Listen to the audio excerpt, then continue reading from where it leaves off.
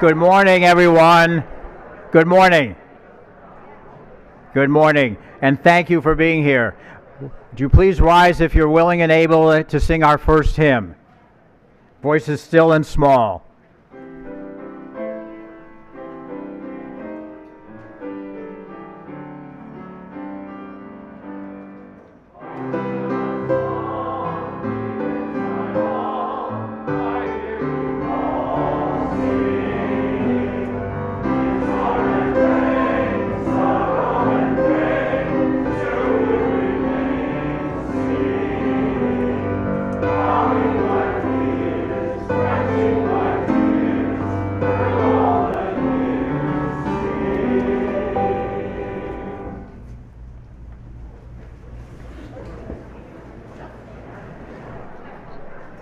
Thank you.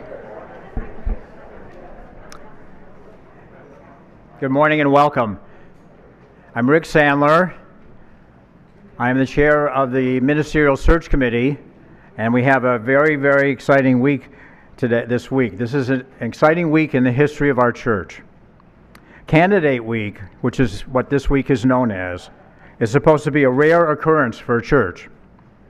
The last time that we actually had a candidate week was 11 years ago when we called Reverend Roger Fritz. And the purpose of candidate week is hopefully to identify a candidate that will be with us for many years. So some of you may not have experienced a candidate week.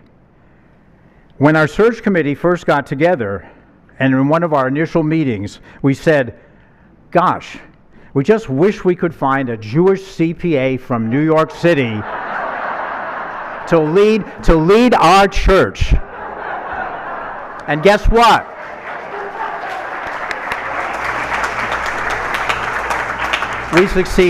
We succeeded. Well, obviously, that's not exactly what happened. But when we reviewed Reverend J. Wolin's ministerial record and his submission for consideration, we were very impressed with his skills, his qualifications, and his strong commitment to social justice. And when we got to meet Jay and his wife Jan, this is Jan, we were even more convinced that he was the right person for our church. These past few years have been very challenging for this country and for the world.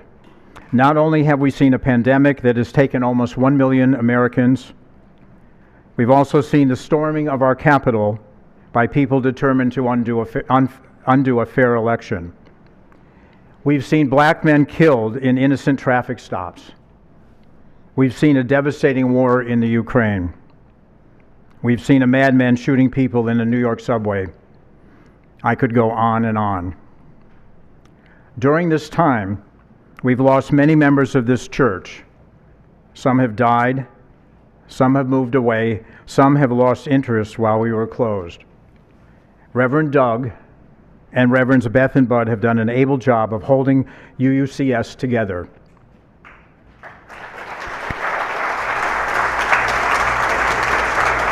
Thank you. Along with our very dedicated staff and board, of which we are grateful. And the multimedia team who are here today, of course, and Robert Laschetti and Don Brin, our wonderful musicians.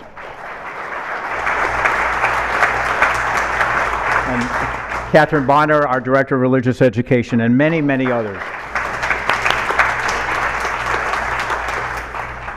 We need to rebuild this church, not for the sake of rebuilding, but because we need to be a beacon of light and hope in these very troubling times. We need to spread our message of the inherent worth and dignity of all and to be a voice of inclusiveness. I believe that Reverend Jay Wolin is a minister we need to lead this congregation and to bring his moral compass and humanist beliefs to us and to our community. During this coming week, you will all have a chance to get to know Jay and to learn of his journey and his vision for Unitarian Universalism. I hope that by the end of the week, you will agree with the search committee that Reverend Jay Wolin is the right minister for us. Thank you. Thank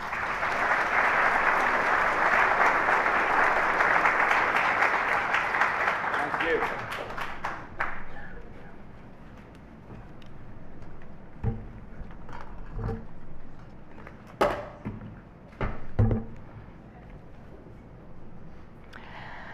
Thank you, Rick.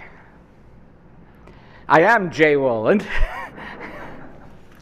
And good morning, Unitarian Universalist Church of Sarasota, as well as Lakewood Ranch Unitarian Universalists, and as well as visitors on campus, as well as live stream on YouTube. Welcome. First, I do want to thank the members of the search committee for their hospitality that they showed me while I was here, and Jan as well, while I was here for pre-candidating weekend, and for their trust for inviting me to be your candidate for settled ministry. I look forward to meeting with as many of you as possible over this next week. I also especially want to welcome visitors. For more information about the congregation, please check out the homepage, uucsarasota.com, and on the banner marked Welcome Visitors. Click on that and consider maybe registering for a virtual guest book, and so you will get a newsletter from the congregation. And as well, just want to let visitors know, you are welcome to attend any events at the congregation, whether in person or online. And you can get a Zoom link by contacting the office. For those in person, I do want to let you know right after the service, I'll be meeting with Children's RE in the playground. And then after that, I will join the rest of you in coffee hour in the courtyard, which starts right after service. I have one announcement that the auction committee asked me to announce. That pickup and pay team will be outside the Reeb room, ready to accept payment from those of you who have not yet paid for your auction invoices. And by popular request, you can still request a sign up for Don Brin's Fun Pack Piano Salon on June 3rd. Yeah, let's hear it. Ooh, yeah. And the auction team will bill you later for that. I've heard the auction was great fun and very successful in supporting the church. I'm sorry I missed it, and if I'm honored to be your minister, I look forward to participating next year. Now, let us enter into worship with the Prelude.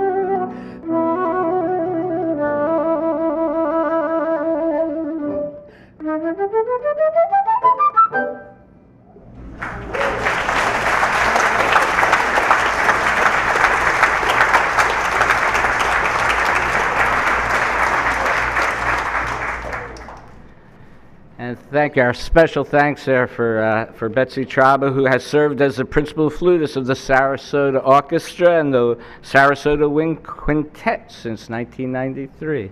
Thank you. Our chalice lighting words today are from the Reverend David Bumbaugh. We are called to define religious and spiritual dimensions of the ecological crisis confronting the world, and to preach of a world where each is a part of all, where everyone is sacred and every place is a holy ground, where all children are from the same great love, all embarked on the same journey, all destined for the same end. End quote. And now, as we light our chalice, a symbol that marks this place and this time as holy for us, let its light be a symbol to guide us on our way forward. And now we have a little story to tell for time for all ages, adapted from the Grumpy Gecko in the Barefoot Book of the Earth Tales by Dawn Casey and Ann Wilson. In a shady glade, the chief of the jungle slept. Until Gecko, Gecko, Gecko, Tiger woke up with a snort. She opened one yellow eye. Gecko, what do you want? It's the middle of the night. I am here to complain.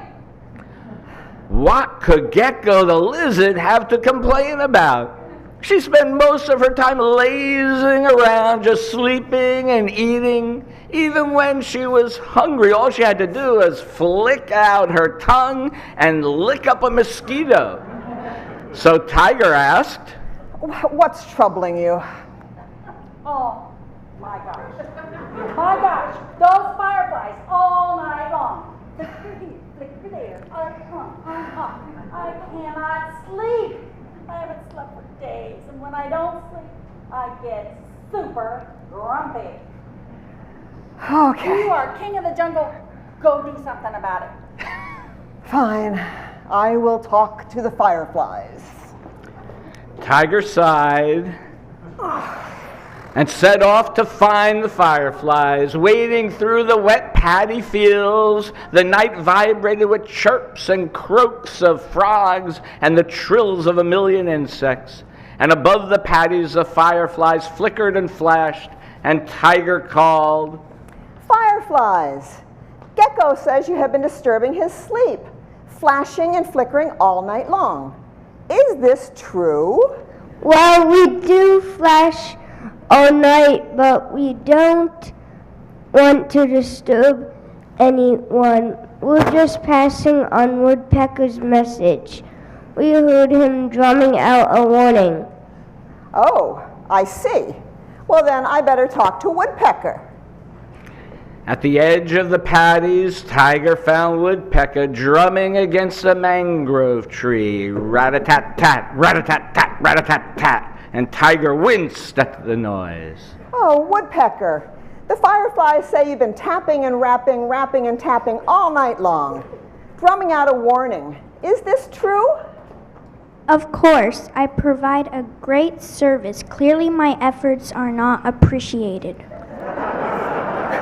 It looked down its long beak at Tiger. Beetle rolls manure right across the path. I warn the jungle animals so that no one steps in it. Without my drumming, who knows what a mess you'd all be in. Well, that's very helpful. Thank you. I'll go speak to Beetle. Now, it was easy to spot Beetle on the jungle path. In the moonlight, its back gleamed like polished metal. Beetle rolled to a ball of dung right to the tiger's paw before Tiger jumped back. Oh, wait, what's this? Woodpecker says you're rolling messy filth all over the place. Yes,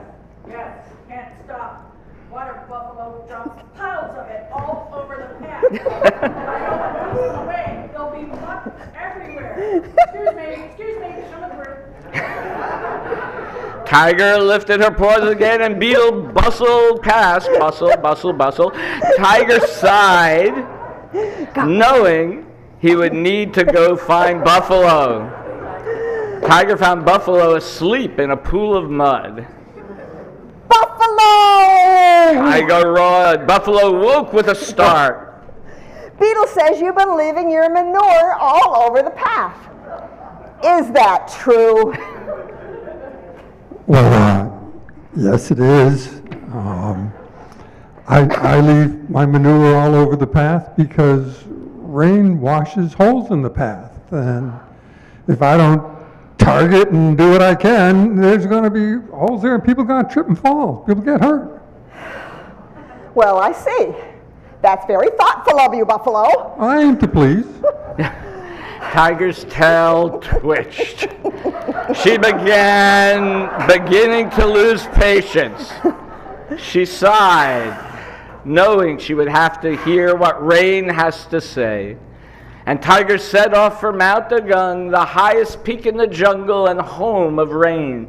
And Tiger climbed, and she climbed, and she climbed. She climbed through the jungle, the woodland and scrub, and then she climbed some more.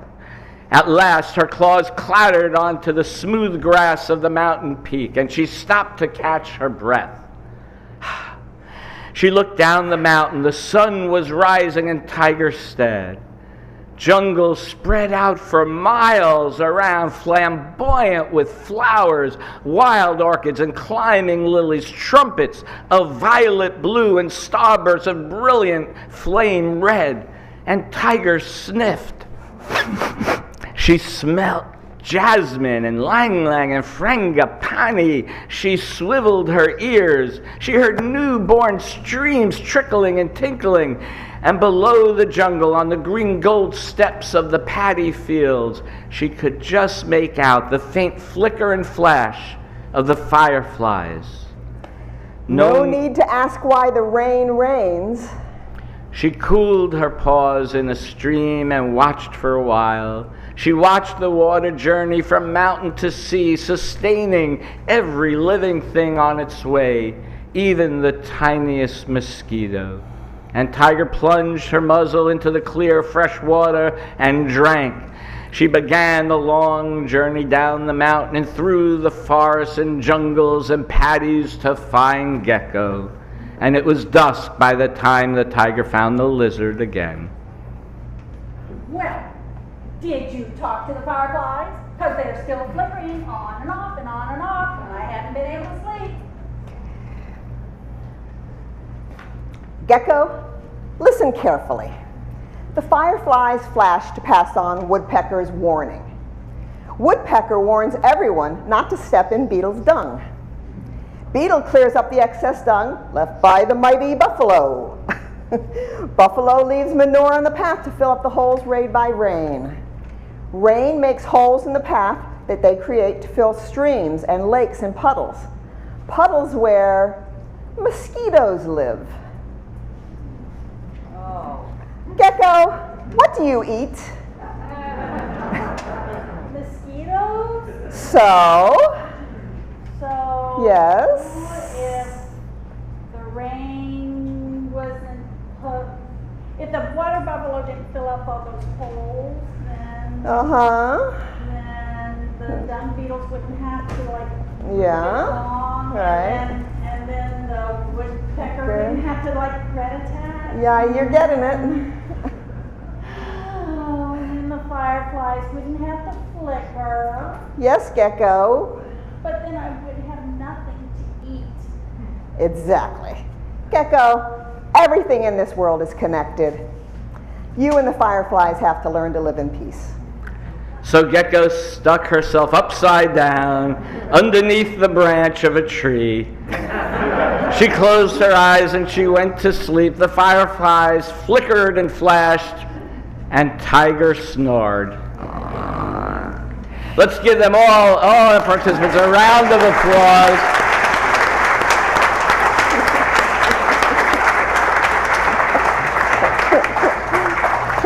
And although the tiger laid down and snored, I now invite you to rise in body and or spirit for our opening hymn, number 163, For the Earth Forever Turning.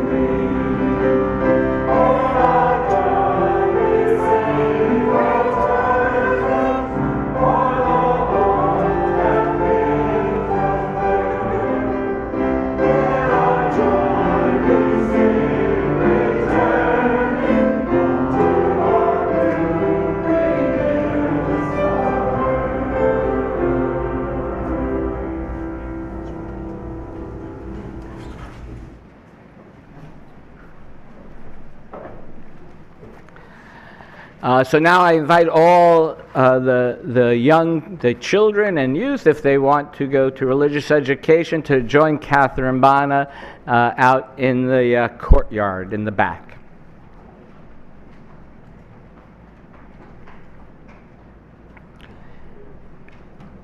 Our centering words today are from Richard Gilbert, Beatitudes for Earth Sunday. Blessed is the earth, our beloved home, for she is a planet of plenitude. Blessed are the waters thereon, for they give rise to living things. Blessed is the land, for it is the source of life abundant. Blessed is the air that we breathe, for it fires us to life and love. Blessed are the mountains and the seas and the valleys, for their variety makes rich our habitat. Blessed are the fields of grain, the orchards of fruit, for they give sustenance, asking nothing in return.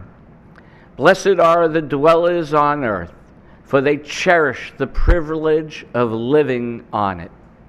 Blessed are they who protect the earth and all her creatures, from the plants in the field to the trees of the forest, for their reward shall be harmony with the web of existence.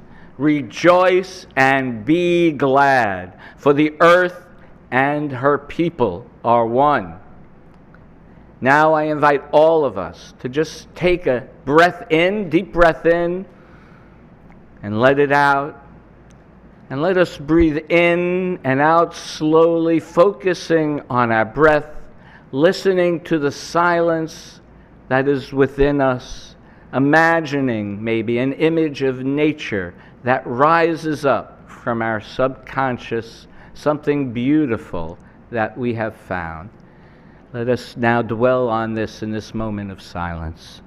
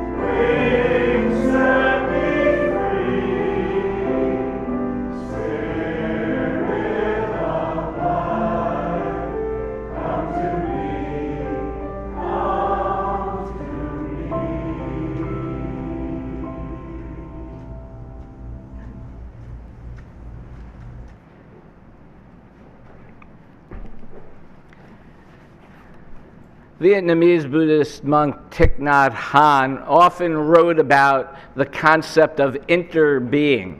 He often uses the example of a piece of paper, right? That to create this piece of paper requires the sun, the rain, the soil, the nutrients, even carbon dioxide for trees to grow.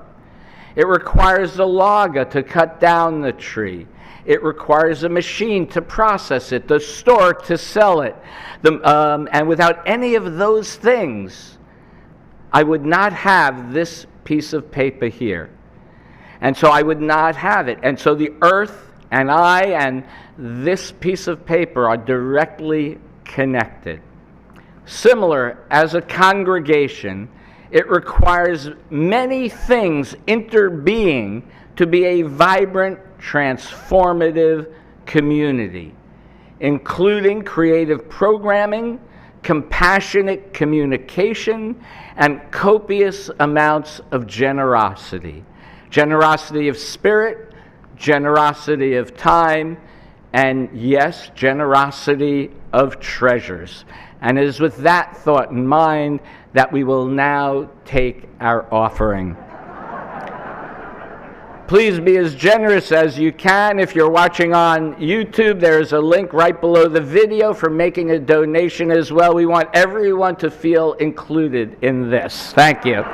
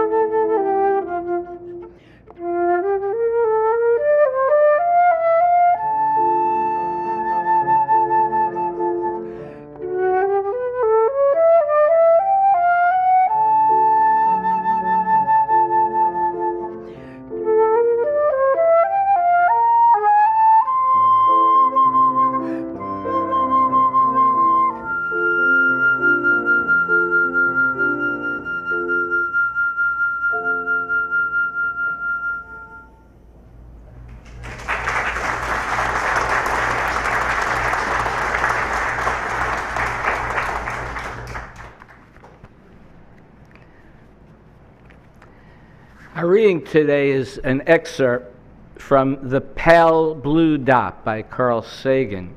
In 1990, the Voyager 1 spacecraft took this image that's up here of the planet Earth. It showed Earth as a single blue pixel in the vastness of space. You can see it's circled in red now. And in the words of Carl Sagan, the Earth is the only world known so far to harbor life. There is nowhere else, at least in the near future, to which our species could migrate. Visit, yes. Settle, not yet. Like it or not, for the moment, the Earth is where we make our stand. It has been said that astronomy is a humbling and character-building experience. There is perhaps no better demonstration of the folly of human conceit than this distant image of our tiny world.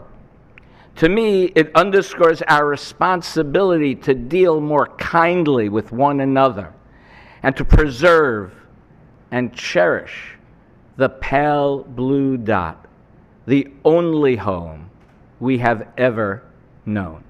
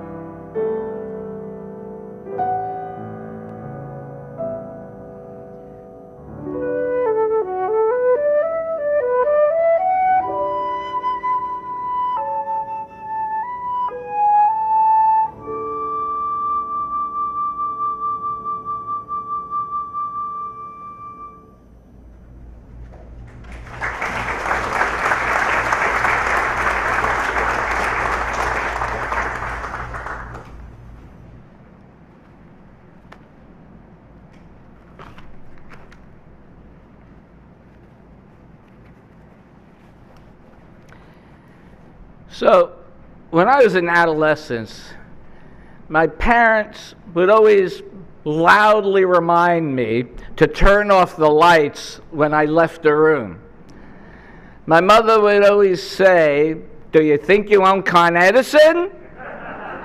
which was the local utility there. Now, I was an industrious lad. By the age of 11 or 12, I had a newspaper out, and I washed the floors of a local business. Clearly, there was not much concern about child labor where I grew up.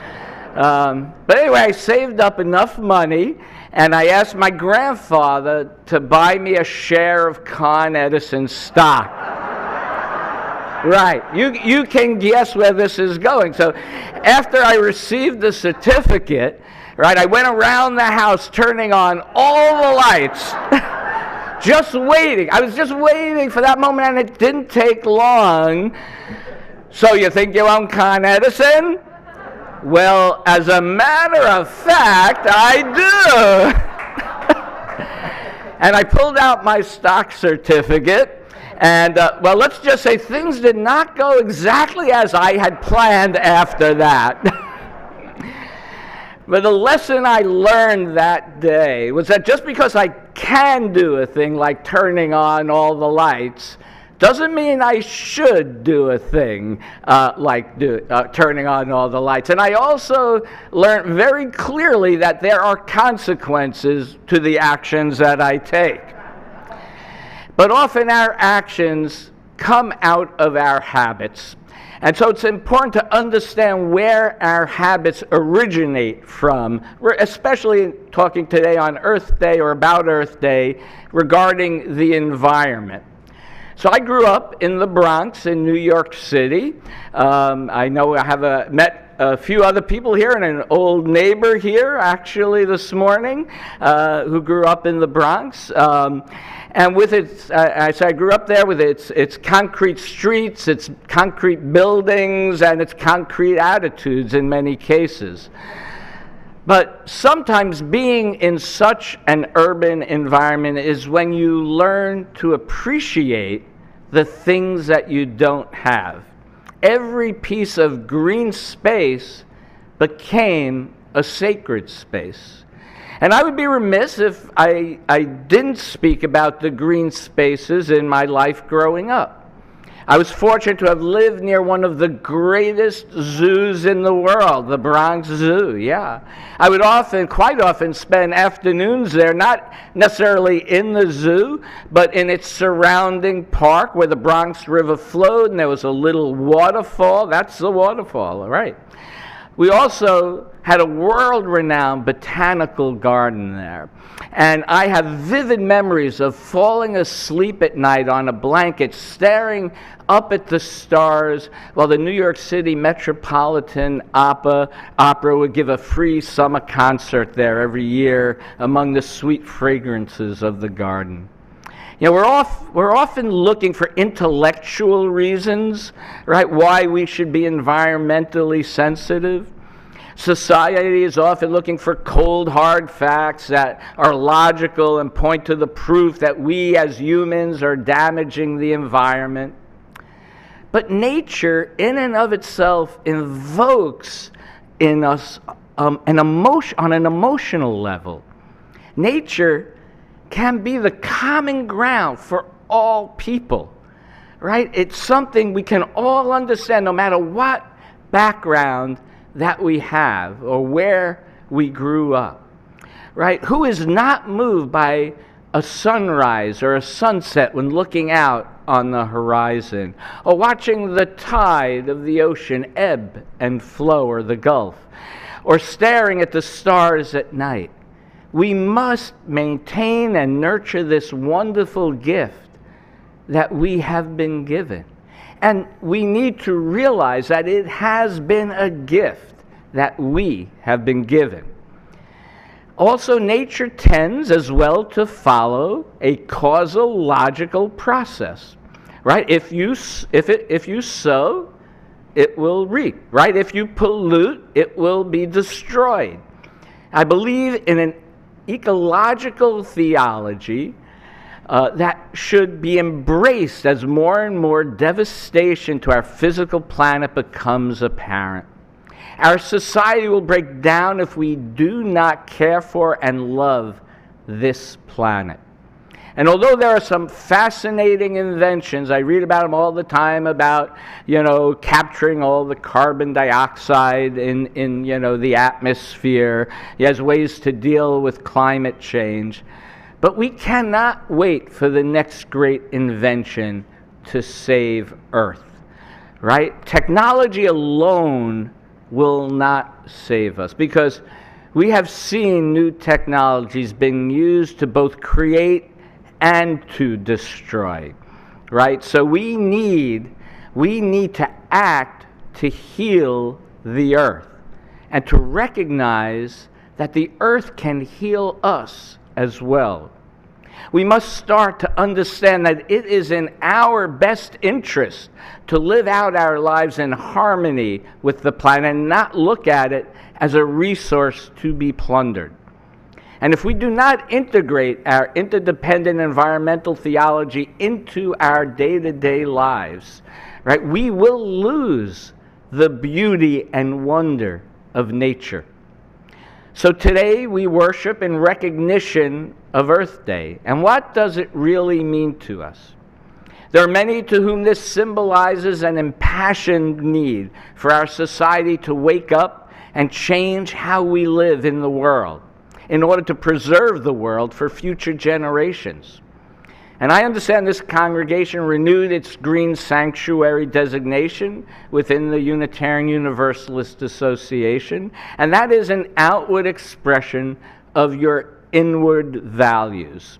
Right? The seventh principle of Unitarian Universalism calls us to have respect for the interdependent web of which we are a part. For our values to be congruent with our actions, we need to embrace a new paradigm of living. How can we go on living the way we live, knowing what we know? How can we continue to pollute and destroy our planet, knowing that our descendants will still need to live on Earth?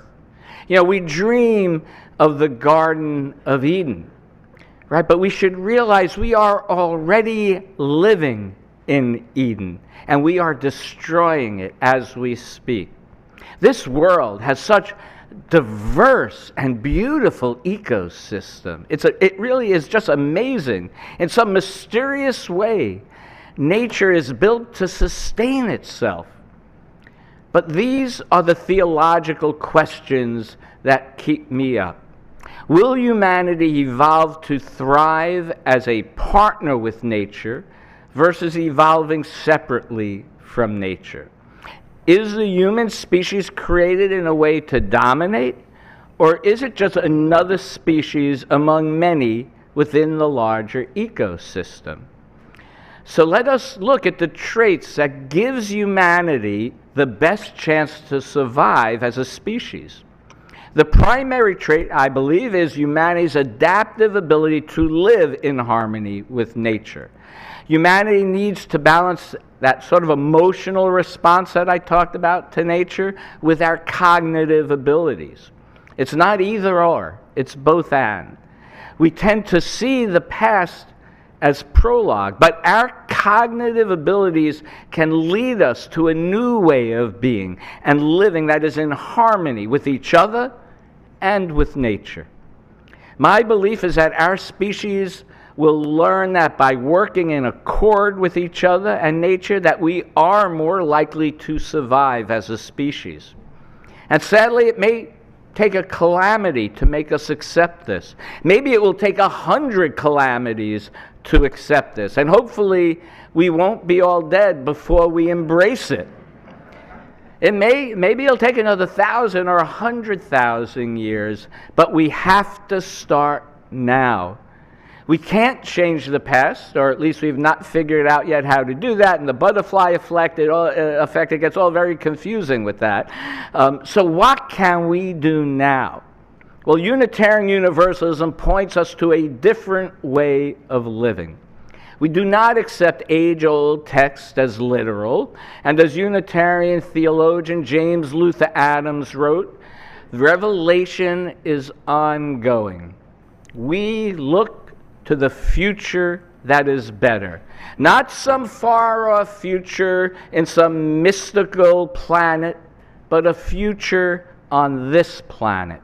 Not better as in a standard of living better, but better as in the human condition sense. A better understanding of our place in nature.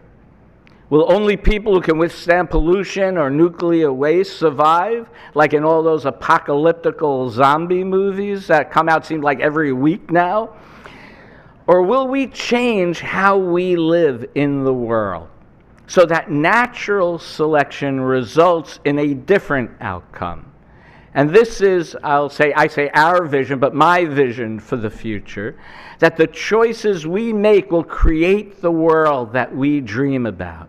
Right? Our choices will create the world where natural selection will be for respectful compassion, where the natural selection for survival will be mutual reliance, where the natural selection for survival will be relational. Let us live our lives with these as our foundations of theology, not competing for resources, but sharing them. Not hoarding our wisdom, but sharing it. Not distancing ourselves from the world, but rather by sharing ourselves with the world. And by sharing ourselves, we free others to share themselves. By acting in these ways, we can overcome cynicism with hope, right? We can overcome decay with growth. We can overcome imbalance with balance.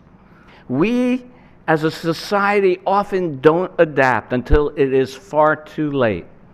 The increasing fires in the West, the melting glaciers, the rising sea levels, the more powerful tornadoes and hurricanes, the ever-increasing extinction of species. All of these force us to raise the question, can we really protect ourselves from nature, right? And can we impact nature for the better? Do we really have any say in the matter? Well, our religion tells us, and more importantly, our experiences of cause and effect, consequences, and our intuition tell us we are interdependent with the universe, right? The story of the paper, right? We are all part of each other, right? So the answer then is emphatically yes. Yes, we can choose to positively affect the earth. And although I lived in Orlando for 19 years, every community has its own unique climate issues. Right? I hope to be able to learn from and with you what your local issues are. You know, when I first moved to Iowa 11 years ago, which I had never been to before, I had to do the same thing, right? I found out about prairie, something I never encountered in the Bronx or even in Florida. And what had once been, like the whole land used to be prairie land, and it was all torn out for farmland and then residential housing. Now, the prairie is an ecosystem mostly of grasses and flowering plants that creates a diverse ecosystem. And the prairie has more of its living mass below ground than above ground, as you can see in the picture there. So the congregation I currently serve restored some prairie on its grounds so to live out its environmental values, one of the many things they did. And one of the interesting things I learned, and again, it's always about learning, was that each year you needed to burn the prairie to rejuvenate and strengthen the prairie. And as fire burns, prairie burns away the dead matter from the top, which then returns its nutrients to the earth. And fire eliminates most plants that have shallow roots. Now, growing up, I have to say, burning things was always considered like a bad action, right? And in most cases, I still think that is a good rule. I taught my children that as well. But from a religious, metaphorical perspective of saving the planet, I would say we do. It is a good metaphor. We need to burn away our own preconceived notions about what our place in nature is, to burn away our delusions, to burn away the things that inhibit us from moving forward and doing what must be done. But then we do need to ask ourselves the question, because just burning away for the sake of burning away doesn't solve anything. Right? We need to ask ourselves what our deep roots will become to be reborn then. Right? So let us start now growing those deep roots, or continuing to grow those deep roots. Let us burn away our indifference, and let us grow our deep roots by consciously thinking about what kind of world that we want to live in. Let us burn away our indifference. And let us care, and let us grow our deep roots in caring about and loving nature. Let us burn away our need to plunder the environment and grow our deep roots in the work of living in harmony with nature. Let us be gentle with the earth, not just one day a year and recognizing it one day a year, but let us be mindful and nurture the earth every day of the year. Let us appreciate its wonder and its beauty and sustenance so that its gifts can enrich us, so that we can recognize the Eden that we do live in. I may no longer have a stake in Con Edison, but I do have a stake in this planet, and so do all of us and all of our descendants. So let us make the changes that need to be made. This is where and now is the time for us to take our stand. May we live out our principles so that one day both our descendants and nature may experience not only the world we live in today, but the world that we dream about. May it be so. Please rise in body and or spirit for our closing hymn, 1064, Blue Boat Home.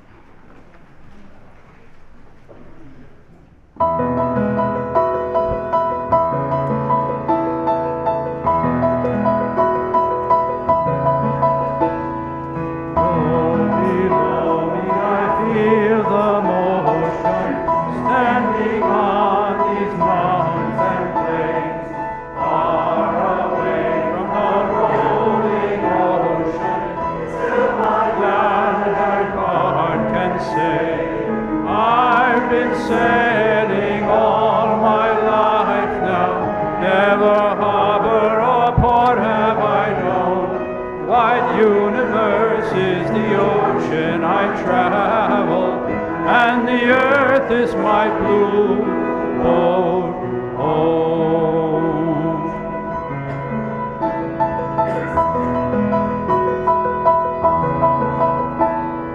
Sun, my sail, and moon, my rudder, as I ply the starry sea, leaning over the edge in wonder, casting questions to the deep, drifting here with my ship's companions, all we kindred pilgrim souls, making our way by the lights of the heavens, then emerge in our blue boat home.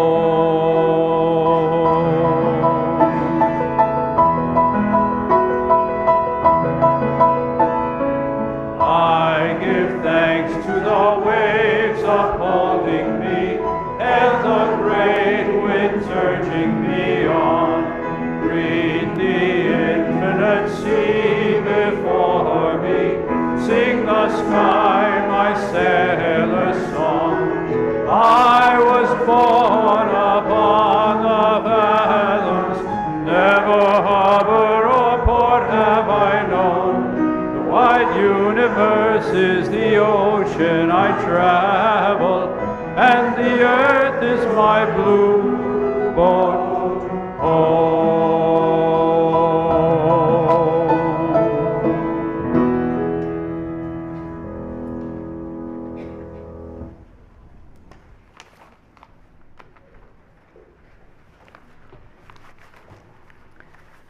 Our closing words are a poem I wrote a few years ago called Nourished. When I look up into the night sky, I am in awe of all that is. There in a faraway galaxy, a star has died. Yet it is still bright for my eyes to see and make a wish upon. When I walk in the ocean, I feel the waves rush across my feet, and I feel a certain peace with the world. I peer out into the endless horizon, knowing they came from a place beyond which I can see. When I sit around the fire, I feel its warmth enter me without ever touching me. And I feel safe from the unknown. Wherever I am, I take in a breath, and I know I am in the present moment.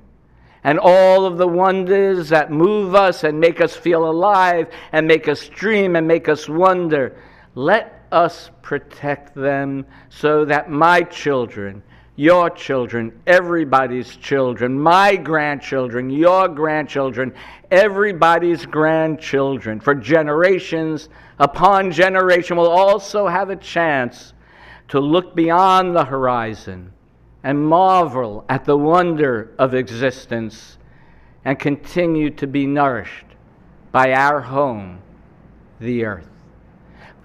We extinguish this flame, but not the light of truth, the warmth of community, or the fire of commitment. These we carry in our hearts until we are together again.